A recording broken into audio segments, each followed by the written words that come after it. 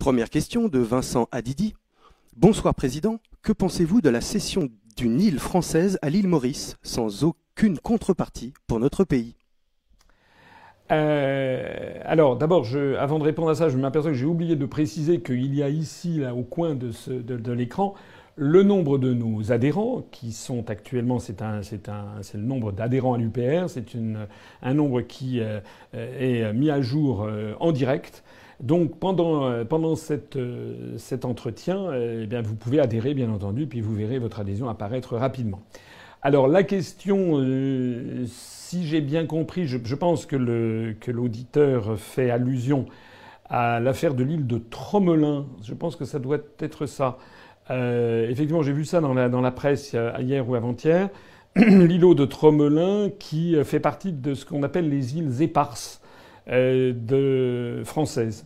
Il y a parmi les départements et les territoires d'outre-mer de la République et également des collectivités d'outre-mer, il y a quelques territoires qui sont avec des statuts tout à fait particuliers. Il y a dans le Pacifique l'île de Clipperton, qui est inhabitée, qui se trouve au large du Mexique.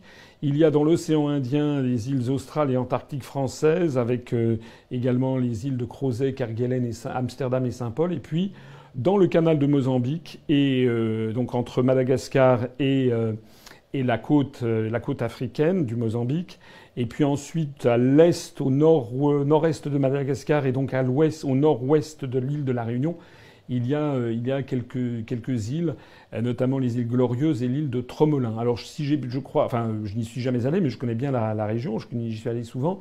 Il y a, c'est un îlot de 1 km² avec une piste. En fait, ce sont des îlots inhabités, mais qui sont très importants du point de vue stratégique. D'abord parce que c'est d'un point de vue militaire, ce sont des bases qui peuvent servir de relais à l'armée française. Et puis également, bien entendu, il y a autour de ces îles une zone économique spéciale exclusive qui fait 200 000 marins, c'est-à-dire l'équivalent de 360 kilomètres. Ça remonte à la Convention du droit de la mer de Montego Bay de 1982. Ça veut dire que sur cette zone économique exclusive, eh bien, l'État possessionné, comme on dit, c'est-à-dire l'État souverain, dispose de la faculté d'explorer et d'utiliser les ressources marines, et les ressources halieutiques, et également les nodules polymétalliques qui sont au fond de la mer. Alors, j'ai découvert, comme tout le monde, cette affaire de l'île de Tromelin. Je ne crois pas qu'il s'agisse de la cession en bonne et due forme, en droit, à l'île Maurice. On se demanderait vraiment bien pourquoi. Je crois savoir qu'il s'agit d'une coexploitation. Mais enfin, il y a quelque chose que je trouve absolument ahurissant dans cette affaire, c'est que j'ai vu une pétition organisée par des députés de la République qui font une pétition.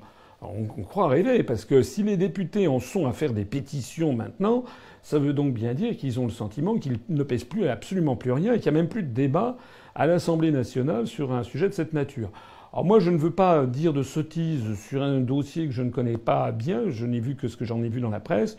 Il est évident, en attendant, qu'il est absolument hors de question, enfin dans mon esprit, que la France se dessaisisse sur la souveraineté de ces îlots, qui d'ailleurs lui sont en général reconnus par le droit international.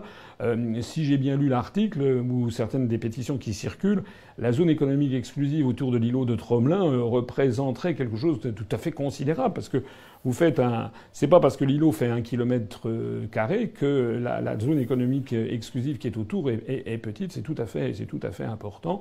Donc je me demande ce qui se trame.